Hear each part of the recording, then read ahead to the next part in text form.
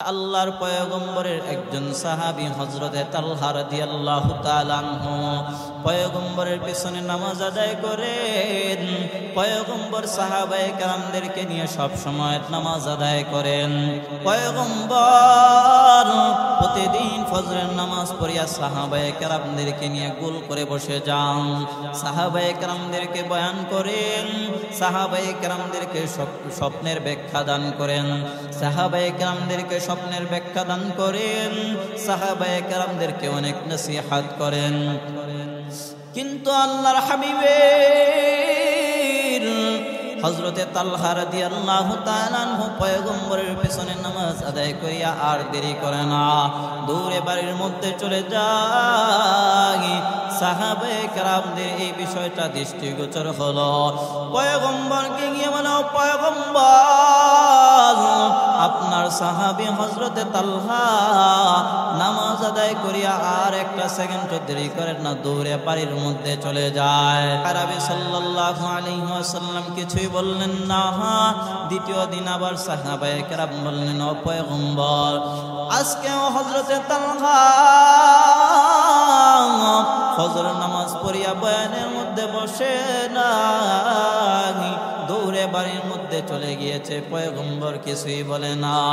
তৃতীয় দিন আবার পয়গম্বরকে গিয়ে বলে, ও পয়গম্বর, আপনার সাহাবী তালহা আজও বাড়ির মধ্যে চলে গিয়েছে। তিনবার যখন পয়গম্বরের কানের মধ্যে এই কথাটা শুনল, তিনবার যখন পয়গম্বরের কাছে অভিযোগটা গেল, তিনবার যখন অভিযোগ পয়গম্বরের কাছে,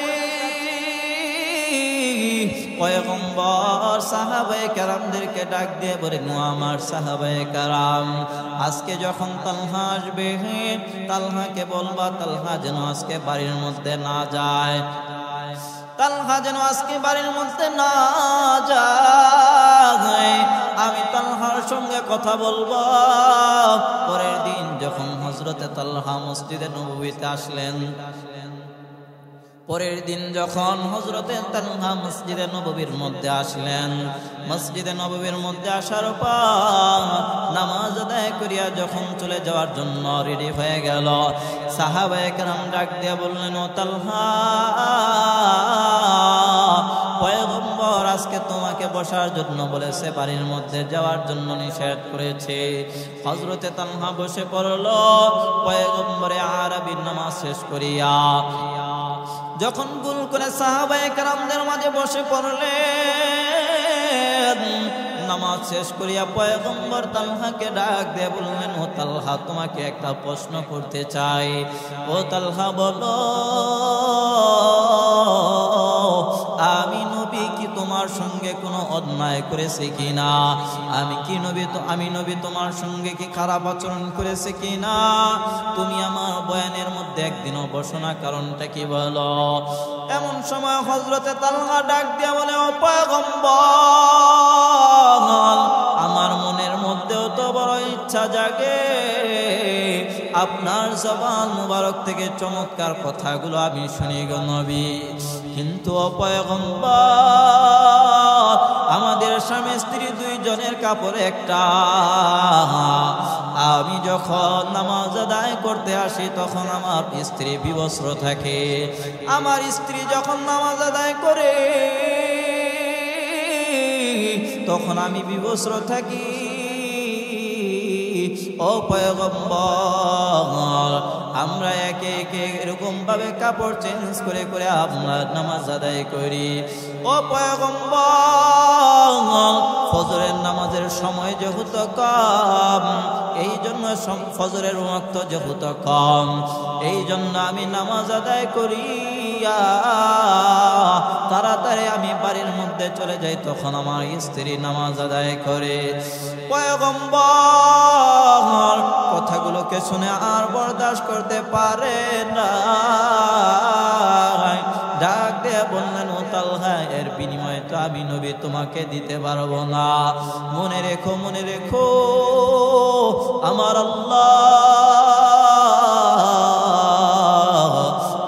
আল্লাহ তোমাকে এমন মাকাম দান করবেন যে মাকাম অন্য আর কাউকে দান করবে না। ছিল সাহাবায়ে কেরামদের নামাজ। আপনার আমার নামাজের অবস্থা কেমন? ঠিক মতো নামাজ আদায় করি না, অথচ এই নামাজের জন্য নবী আমার কত কষ্ট করেছেন। মায়ার নবী রাহমাতুল লিল আলামিন যখন ইন্তেকাল করবেন, মায়ার নবী ইন্তেকালের আগ মুহূর্তে মায়ার নবী ঠিক মতো উঠতে পারে না। মায়ার নবী কয়েকদিন পর্যন্ত বিছানার মধ্যে পড়ে গেলেন। মায়ার নবী অসুস্থ হয়ে বিছানার মধ্যে পড়ে গেলেন, ঠিক মতো ভালোভাবে দাঁড়িয়ে উঠতে পারে না। মায়ার নবী রাহমাতুল লিল আলামিনের ইন্তেকালের আগ মুহূর্তে মায়ার নবী যখন বিছানার মধ্যে যখন শুয়ে পড়লেন, মায়ার নবী যখন নামাজের ওয়াক্ত হয়ে যায়, আম্মা জান আয়েশা সিদ্দিকা রাদিয়াল্লাহু তাআলা আনহাকে ডাক দিয়া বলে, ও আয়েশা, বলো এখন কোন নামাজের ওয়াক্ত? যখন জানিয়ে দিল, বলে পানি আনো, আমি নবী ওযু বানায়া এই মুহূর্তে নামাজের মধ্যে যাব। মায়ার নবী যখন এই কথা বললেন, মায়ার নবী যখন পানি আনার জন্য বললেন, আম্মা জান আয়েশা সিদ্দিকা রাদিয়াল্লাহু তাআলা আনহা পানি নিয়ে পয়গম্বরের সামনে হাজির হলেন। পয়গম্বরে আরবি কাদের মধ্যে ভর করিয়া উঠে গেলেন। উঠে যাওয়ার পর এমন সময় পয়গম্বরে আরবি ওযু করবেন, তখন সাথে সাথে আবার জমিনের মধ্যে পড়ে গেলেন। মায়ার নবী হুঁশ ফেরার পর মায়ার নবী যখন অজ্ঞান হয়ে পড়ে গেলেন, কিছুক্ষণ পর যখন হুঁশ ফিরে আসলো, মায়ার নবী সাল্লাল্লাহু আলাইহি ওয়াসাল্লাম আয়েশাকে ডাক দিয়ে বললেন, ও আয়েশা, আমি নামাজ আদায় করব, তাড়াতাড়ি পানি আনো। আবার যখন পানি নিয়ে পয়গম্বরের সামনে হাজির হলো, মায়ার নবী আবার অজ্ঞান হয়ে গেলেন, জমিনের মধ্যে পড়ে গেলেন। তৃতীয়বার যখন মায়ার নবীর হুঁশ ফিরে আসলো, মায়ার নবী পানি আনার জন্য বলল। পানি নিয়ে পয়গম্বরের সামনে রওনা। পয়গম্বরের সামনে যখন পানি নিয়ে রওনা হয়ে গেলেন, রাহমাতুল লিল আলামিন দুইজনের উপরে ভর করিয়া এমন সময় মসজিদের নববীর দিকে তাকায় বলতে লাগলেন, ও আয়েশা, আমার সাহাবায়ে কেরামরা কি নামাজ আদায় করতেছে দেখো। বলে, হ্যাঁ পয়গম্বর, আপনার সাহাবায়ে কেরামরা তো নামাজ আদায় করতেছে। পয়গম্বর মসজিদে নববীর মধ্যে যায় না, নামাজের আগ মুহূর্তে সাহাবায়ে কেরাম পয়গম্বরের জন্য অপেক্ষা করতেছেন। পয়গম্বরের জন্য অপেক্ষমান। পয়গম্বর আসবেন, আজকে ইমামতি করবেন, পয়গম্বরের পিছনে আমরা নামাজ আদায় করব। কিন্তু না, সময় অতিবাহিত হয়ে যায়, কিন্তু সাহাবায়ে কেরাম তো সামনের দিকে যায় না। এমন সময় ওয়াক্ত যখন সামনে অতিবাহিত হতে লাগলো, হযরতে আবু বকর যায় মুসাল্লার মধ্যে দাঁড়ায় গেলেন। পয়গম্বরের স্থানের মধ্যে আবু বকর দাঁড়ানো। আবু বকর যখন দাঁড়ায়, মায়ার নবী বাড়ি থেকে এই দৃশ্য দেখিয়া কান্না করে দিলেন। মায়ার নবীর চোখ থেকে অঝরছে পানি পড়তেছে। মায়ার নবী ডাক দিয়ে আয়েশাকে বললেন, ও আয়েশা, দেখো আমার সাহাবায়ে কেরাম নামাজ আদায় করে।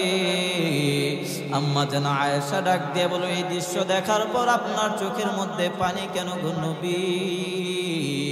পয়গম্বর ডাক দিয়ে বললেন, ও আয়েশা, জানো এই নামাজের জন্য আমি নবী কত কষ্ট করেছি, আমি নামাজের জন্য কত রক্ত জড়িয়েছি, আমি এই দৃশ্য দেখার জন্য কত কষ্ট করেছি, কাফেরদের কত জুলুম নির্যাতনের ইস্তেমুলার আমি সহ্য করেছি রে আয়েশা। আজকে সাহাবায়ে কেরামদের এই দৃশ্য দেখিয়া আনন্দে আমার চোখ থেকে পানি পড়তেছে। মায়ার নবী ডাক দিয়া বললেন, ও আয়েশা,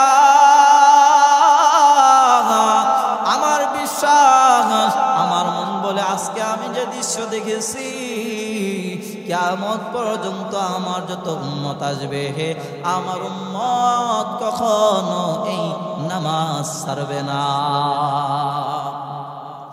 মায়ার নবী যখন ইন্তেকাল করবেন, মায়ার নবী তখনও আমাদেরকে লক্ষ্য করে বলেন, ও উম্মতাস সালাত, ইয়া উম্মতিস সালাত, ওয়া আমার উম্মত নামাজ।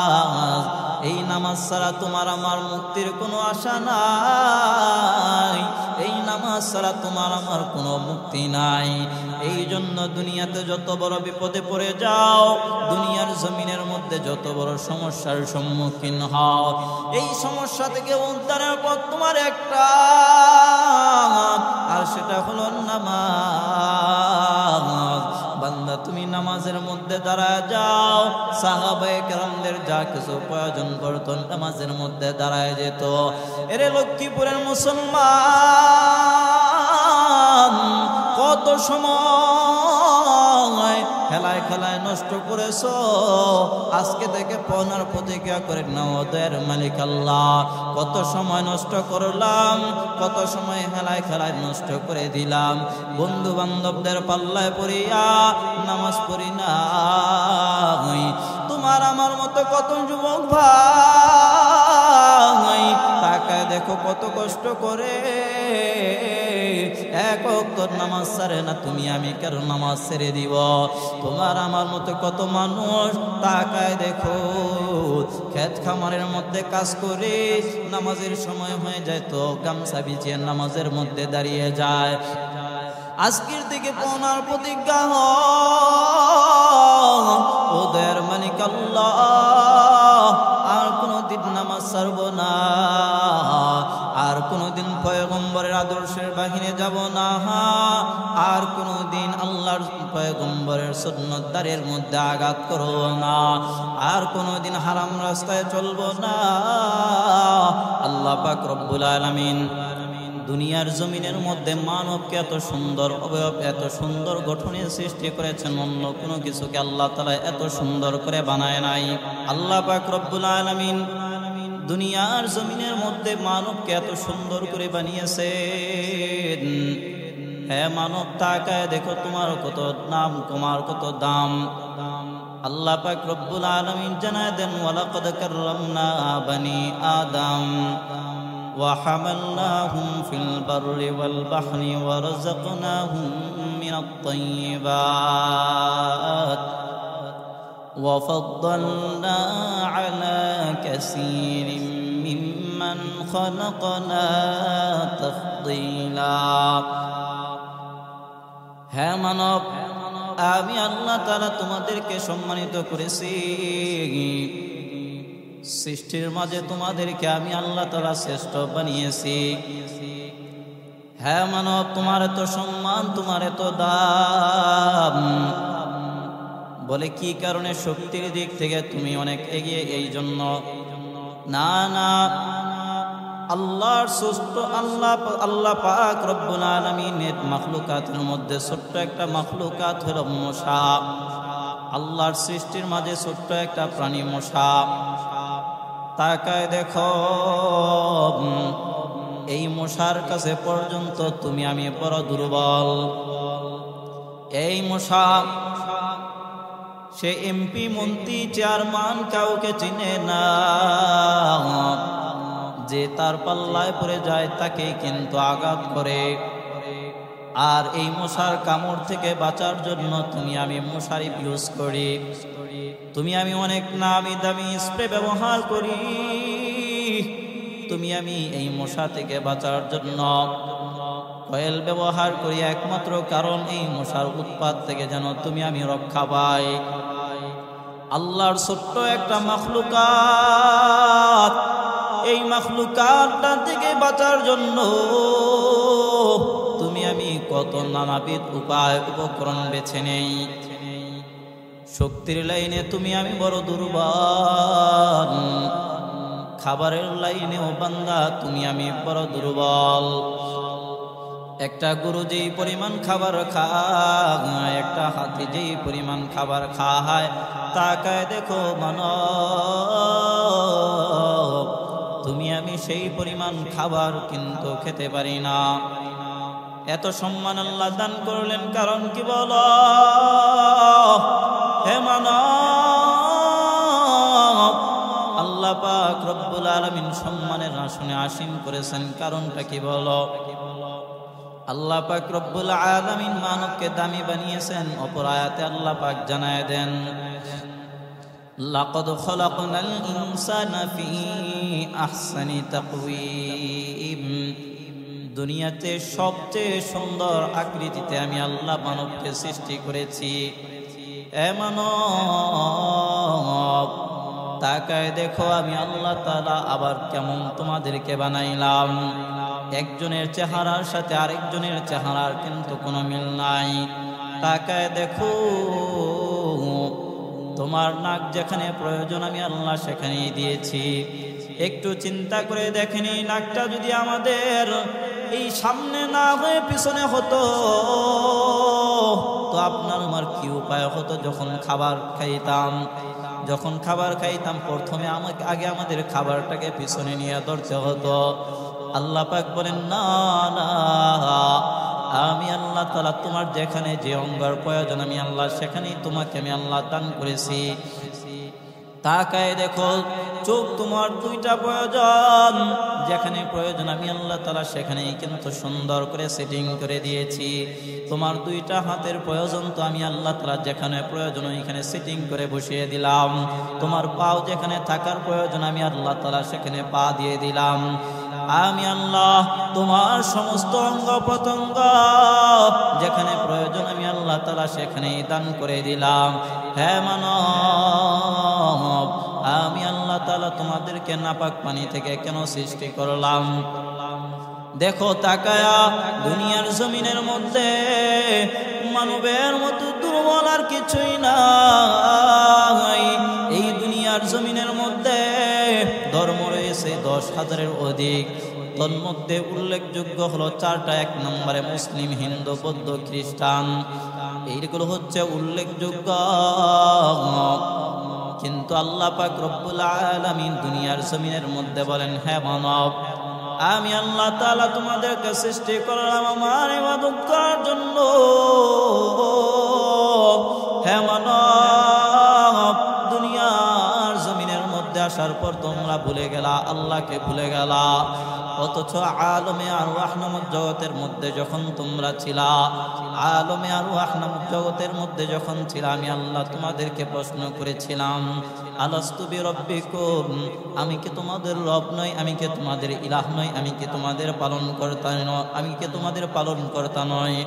তোমরা সকলে এক বাক্যে জবাব দিয়েছি, না বালা, অবশ্যই আল্লাহ আপনি আমাদের খালেক, আপনি আমাদের মালিক, আপনি আমাদের রব।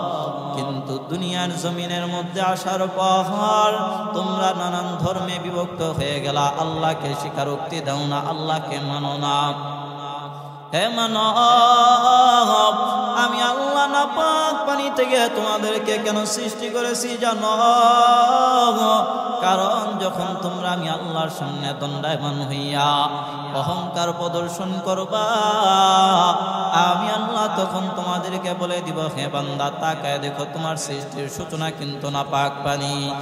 আমার আল্লাহ যদি চাইতেন আপনাকে আমাকে স্বর্ণের পানি দ্বারা সৃষ্টি করতে পারতেন, আপনাকে আমাকে জমজমের পানি দ্বারা সৃষ্টি করতে পারতেন, আপনাকে আমাকে হাউজে কাউসারের পানি দ্বারা সৃষ্টি করতে পারতেন। কিন্তু হ্যাঁ বান্দা না, তাকায় দেখো আমি আল্লাহ তোমাদেরকে নাপাক পানি থেকে সৃষ্টি করিয়া নাপাক রাখি না, বরং আমি আল্লাহ জানিয়ে দিলাম, লাকাদ খালাকনাল ইনসানা ফি আহসানি তাকওয়িম, সুন্দর চমৎকার অবয়ব আকৃতিতে তোমাদেরকে আমি আল্লাহ তাআলা বানিয়েছি। হে মানব, কেন আমি আল্লাহ তাআলা তোমাদেরকে সৃষ্টি করলাম? বলে গোলামি একমাত্র আমি আল্লাহ তাআলার করবা, এই জন্যই তোমাদেরকে আমি আল্লাহ দুনিয়াতে প্রেরণ করলাম। লুকমানে হাকিম, আল্লাহ পাক রব্বুল আলামিন লুকমানে হাকিমকে এত দামি বানিয়েছেন রে বান্দা। এ লক্ষ্মীপুরের মুসলমান জানো, লুকমানে লোকমানে হাকিম কেমন? লোকমানে হাকিম তো তোমার আমার মতোই মানুষ। তোমার আমার যেমন হাত আছে, পা আছে, জবান আছে, অঙ্গ প্রত্যঙ্গ আছে, লোকমানে হাকিমও তোমার আমার মতোই মানুষ ছিল। লোকমানে হাকিম কিন্তু নবী ছিলেন না। লোকমানে হাকিমকে আল্লাহ পাক রব্বুল আলামিন অনেক হিকমত দান করেছিলেন। লোকমানে হাকিম তার সন্তানকে ডাক দেয়া বলেন, ও আমার সন্তান, চলো, এই যুগের একজন নবী আছে, ওই নবীকে দেখার জন্য আমরা যাব। সন্তান ছোট্ট মানুষ, নবীর কথা শোনা মাত্র খুশি হয়ে গেল। বাবাকে বলল, বাবা যান, চলেন, এই যুগের নবীকে দেখার বড় ইচ্ছা, নবীকে দেখার জন্য যাই। বাবার আগে আগেই এবার সন্তান রওনা হয়ে গেছেন। লোকমানে হাকিম তার সন্তানকে নিয়ে রওনা। নবী দেখবেন, দুইজনের মনের মধ্যে বড় আকাঙ্ক্ষা, বড় ইচ্ছা। লোকমানে হাকিম সন্তানকে নিয়ে যখন রওনা হয়ে গেলেন, সন্তান বাবার আগে আগে দৌড়িয়ে দৌড়িয়ে চলা আরম্ভ করল। এক পর্যায়ে চলতে চলতে তার সন্তান মৃত একটা জন্তু হাড্ডির সঙ্গে আঘাতপ্রাপ্ত হলেন। এক পর্যায়ে হাড্ডিটা তার মাংসের ভিতরে ঢুকে গেল। লোকমানে হাকিম এই হাড্ডিটাকে বের করার জন্য অনেক চেষ্টা প্রচেষ্টা চালিয়ে যাচ্ছেন, কিন্তু না, বাবা ব্যর্থ হয়ে যাচ্ছেন। বাবা ব্যর্থ হয়ে পড়লেন। কি করা যায়? ওই দিক দিয়ে ছোট্ট মাসুম সন্তানের চিৎকারের আওয়াজ। বাবা হয়তো সন্তানের চিৎকারের আওয়াজ তো কখনো বরদাস্ত করতে পারে না। একটা বাবা তার সন্তানকে এত যত্ন করে, এত লালন পালন করে, মায়া মমতা দিয়ে আগলে রাখে। বাবা তার সন্তানকে এত ভালোবাসে। বাবা তার সারাটা জীবন সন্তানের জন্য বিলিয়ে দেয়। মাথার গাম পায়ে ফেলে ফেলে কষ্ট করে বলে, একমাত্র কারণ আমার উপার্জিত এই সম্পদের মাধ্যমে, আমার এই কষ্টের মাধ্যমে আমার সন্তান সুখে থাকবে। এটাই তো হলো চিন্তা। কারণ একটা বাবা কখনো চায় না তার সন্তান কষ্টে থাকবে, তার সন্তান দুঃখ কষ্টের মধ্যে পতিত থাকবে। সন্তানকে বাবা এত পরিমাণে ভালোবাসে, ওই দিক দিয়ে সন্তানের চিৎকারের আওয়াজ বাবা সহ্য করতে পারে না। এক পর্যায়ে লোকমানে হাকিম ওযু বানায়া সিজদার মধ্যে পড়ে গেলেন। আল্লাহকে ডাক দিয়ে বলেন, ও দয়ার মালিক আল্লাহ, আপনি আমার উপরে এমন পরীক্ষা চালায় দিন না যেই পরীক্ষার মধ্যে আমি ফেল হয়ে যাই। ও দয়ার মালিক আল্লাহ, আমার সন্তানের চিৎকারের আওয়াজ আমি আর বরদাস্ত করতে পারছি না। সন্তানের চিৎকারের আওয়াজ হঠাৎ করে আগন্তুক একজন ব্যক্তি এসে লোকমানে হাকিমের সন্তানের সামনে দাঁড়ায় গেল।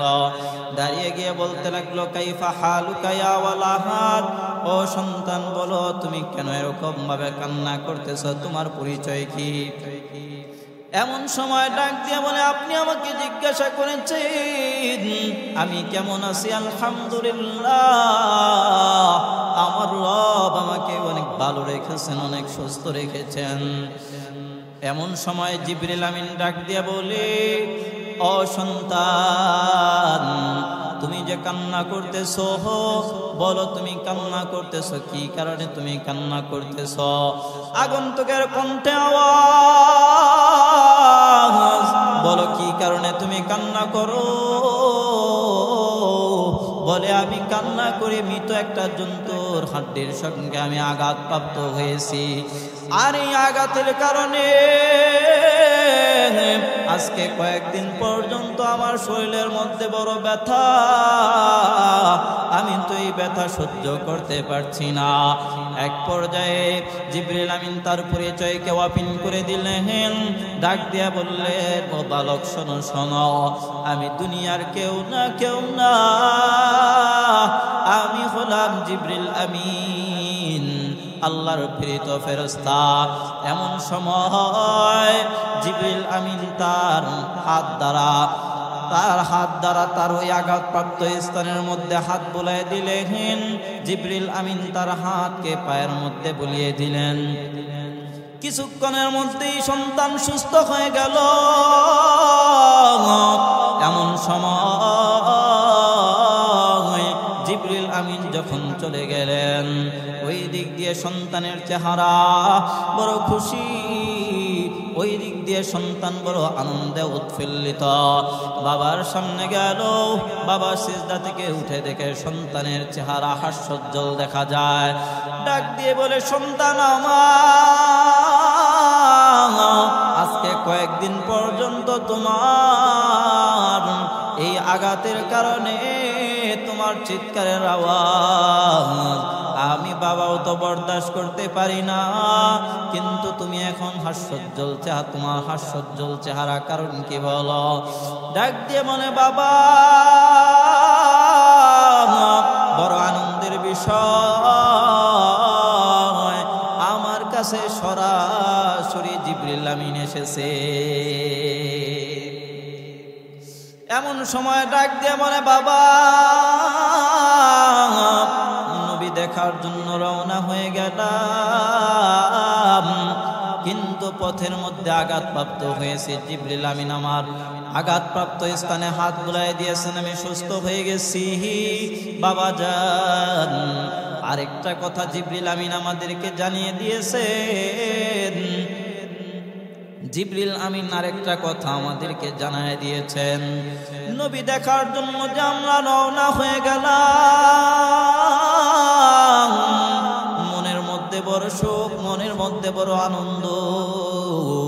নবী দেখার জন্য যাব, এত আনন্দ এত সুখ,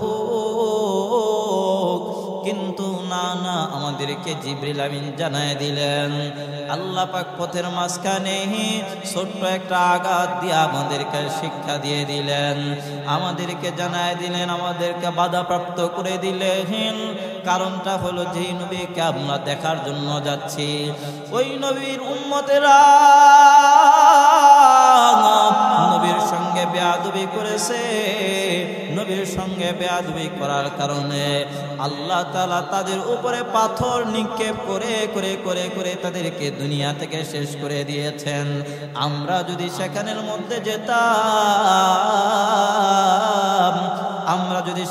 মধ্যে যেতাম, তাহলে আমরাও আল্লাহর সেই পাকড়াও থেকে রেহাই পেতাম না। ইয়া ইলাহি তু মেরা মাবুদ হ্যায়, ইয়া ইলাহি তু মেরা মাশুক হ্যায়। আল্লাহ আল্লাহ ক্যা মুবারক নাম হ্যায়, আল্লাহ আল্লাহ आशिकों का काम है। या गियासन मुस्तगीसीन अहदिना लफ्तिखारा बिलउलूम वल गिना। আমার আল্লাহ বান্দার জন্য এত পরিমাণ সুযোগ রেখে দিয়েছেন রে বান্দা। এ লক্ষ্মীপুরের মুসলমান, ভালো করে শোনো, দুনিয়ার জমিনের মধ্যে এত গুনাহ করি, এত অন্যায় করি, এত অবিচার করি, আমার আল্লাহ পাক রব্বুল আলামিন তোমার আমার জন্য দুনিয়াকে এত সুন্দর করে সাজিয়েছেন, তোমার আমার জন্য এত নাজ নিয়ামত দান করেছেন। আমার আল্লাহ যদি চাইতেন দুনিয়ার জমিনের মধ্যে গুনাহ করলে আল্লাহ তাআলা বেইজ্জত করবেন, গুনার কারণে আল্লাহ পাক রব্বুল আলামিন ধ্বংস করে দিবেন। আল্লাহ পাক রব্বুল আলামিন তো অবশ্যই পারতেন, কিন্তু হে লক্ষ্মীপুরের মুসলমান, দুনিয়াতে এত অন্যায় করে অবিচার করি, আমার আল্লাহ রাগ করে পানি বন্ধ করে নাই, বাতাস বন্ধ করে নাই, সূর্যের আলো বন্ধ করে নাই। বারবার আমার আল্লাহ ডাকেন, ও বান্দা শোন, দুনিয়াতে যত গুনাহ করো, অন্যায় করো, আমি আল্লাহ তোমাদের জন্য তওবার দরজা খুলে দিলাম।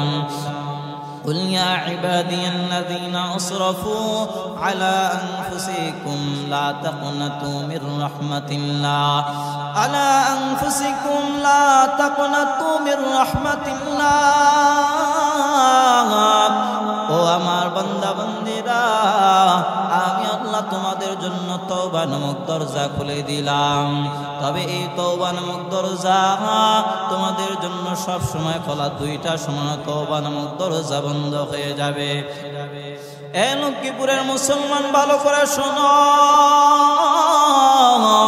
আমার আল্লাহ তওবা নামক দরজা দুইটা সময়ের জন্য বন্ধ করে দিবেন এক নম্বর বাদা তুলুইশ শামসি মিন মাগরিবিহা কিয়ামতের আগ মুহূর্তে সূর্যটা যখন পশ্চিম দিক থেকে উদিত হবে তখন যদি বান্দা বান্দীরা তওবা করে আমার আল্লাহ কখনো তওবা কবুল করবে না ওয়া বাদাল গরগরা ওয়া বাদাল গরগরা বাদাল মাউত মৃত্যুর সময় যখন তোমার সন্নিকটে চলে আসে মৃত্যু যন্ত্রণা যখন শুরু হয়ে যায় তখন যদি তোমরা তওবা করো তোমাদের তওবার দরজাকে আল্লাহ বন্ধ করে দিবেন এই সময় ব্যতীত এই দুইটা সময় ব্যতীত ও আমার বান্দা বান্দীরা দুনিয়াতে তোমরা যত তওবা করবে আমি আল্লাহ তোমাদের তওবাকে কবুল করে নিব আল্লাহ জানায় দেন লা তাকুনাতু মির রাহমাতিল্লাহ ও আমার আদরের বান্দারা আমি আল্লাহ তোমাদেরকে জানায় দেই ভালো করে শোনো দুনিয়াতে গুনাহ করো অন্যায় করো দুনিয়াতে অবিচার করো আমি আল্লাহ তোমাদেরকে ভালো করে জানায় দেই নৈরাশ হয়ে যেও না লা তাকুনাতু মির রাহমাতিল্লাহ ও আমার বান্দা বান্দীরা নৈরাশ হয়ে যাওয়ার কোনো কারণ নাই হতাশ হয়ে যেও না ঘাবড়ে যাওয়ার কোনো কারণ নাই আমি আল্লাহ তোমাদের জন্য তওবা নামক দরজাকে খুলে দিলাম ও বান্দা এই গভীর রজনীতে তাকায় দেখো দুনিয়ার ব্যাংকগুলো বন্ধ সরকারের দরজা বন্ধ হয়ে গিয়েছে দনিজের দরজা বন্ধ ও আমার বান্দা বান্দীরা গুনাহ করেছো অন্যায় করেছো এই গভীর রজনীতে আমি আল্লাহ তোমার জন্য প্রথম আসমানে চলে আসলাম লা তাখুযুহু সিনাতুন ওয়ালা নাওম এরে বান্দা তোমার জন্য আমি আল্লাহ একটা সেকেন্ডের জন্য ঘুমাই না তাকায় দেখো রে বান্দা তোর জন্য আমি আল্লাহ তন্দা তো আসে না ঘুমের ভাব আমি আল্লাহ তাআলার জন্য আসে না কি কারণে বান্দা জানো বলে হে বান্দা দুনিয়ার সকলের দরজা এই মুহূর্তে বন্ধ আমি আল্লাহ যদি ঘুমিয়ে যাই আমি আল্লাহ ছাড়া তো তোমাদের আর দ্বিতীয় কোনো রব নাই আমি আল্লাহ ছাড়া তোমাদের দ্বিতীয় কোনো ইলাহ নাই আমি আল্লাহ তাআলা ছাড়া তো তোমাদের মাফ করনে ওয়ালা তো আর কেউ নাই রে বান্দা এরে বান্দা আমি আল্লাহ যদি ঘুমিয়ে যাই আর রাত্রিবেলা যখন তুমি আমি আল্লাহকে ডাক দাও তখন যদি তুমি আমি আল্লাহর সাড়া না পাও তোমার মনটা বড় খারাপ হয়ে যাবে এই জন্য আমি আল্লাহ তোমার জন্য বান্দা একটা সেকেন্ডের জন্য ঘুমাই না ও বান্দা দুনিয়াতে গুনাহ করেছো অন্যায় করেছো এই গভীর রজনীতে আমি আল্লাহর কাছে মাফ চাও তোমার গুনাহ যত বড় হোক না কেন রে বান্দা খালিস নিয়তে যদি তওবা করতে পারো আমি আল্লাহ মুহূর্তের মধ্যে তোমাকে মাফ করে দিব আমার আল্লাহ তো দয়ার সাগর এই গভীর রজনীতে বান্দা তুমি অসুস্থ হয়ে পড়েছো দুনিয়ার ডাক্তারের বাবারও ক্ষমতা নাই তোমাকে সুস্থ করবে এরে বান্দা এই গভীর রজনীতে আমি আল্লাহ আসলাম চাও চাও আমি আল্লাহর কাছে যখন তুমি সুস্থতা চাইবা রোগ থেকে যখন মুক্তি চাইবা আমি আল্লাহ অবশ্যই অবশ্যই তোমাকে মুক্তি দান করে দিব। ও বান্দা চাও, চাওয়ার মতো চাইবা, আমি আল্লাহ অবশ্যই অবশ্যই তোমাকে দান করব। চাওয়ার মতো আমরা চাইতে পারি? আমরা চাওয়ার মতো চাইতে পারি না, যার কারণে পাই না। আল্লাহ পাক রব্বুল আলামিন এরকম ভাবে ফজর পর্যন্ত এক একটা উল্লেখ করে করে বান্দা বান্দীদেরকে ডাকেন, ও বান্দা বান্দীরা চাও, তোমাদের যা কিছু প্রয়োজন আমি আল্লাহ অবশ্যই তোমাদেরকে দান করব। এই জন্য চাওয়ার মতো চাইতে হবে, আল্লাহ দেওয়ার জন্য প্রস্তুত, আপনি আমি নেওয়ার জন্য প্রস্তুত নই। আরে বান্দা, এই গভীর রজনীতে তাহাজ্জুদকে তুমি তোমার নিজের নিজাম বানিয়ে নাও। দুনিয়াতে আল্লাহকে পাওয়ার অন্যতম একটা মাধ্যম হলো তাহাজ্জুদের নামাজ। তুমি বড় হতে চাও, তুমি সফল হতে চাও, যা কিছু হতে চাও না কেন, তোমার জন্য 1 নম্বর করণীয় রাতের গভীর তাহাজ্জুদের নামাজের মধ্যে দাঁড়িয়ে যাও।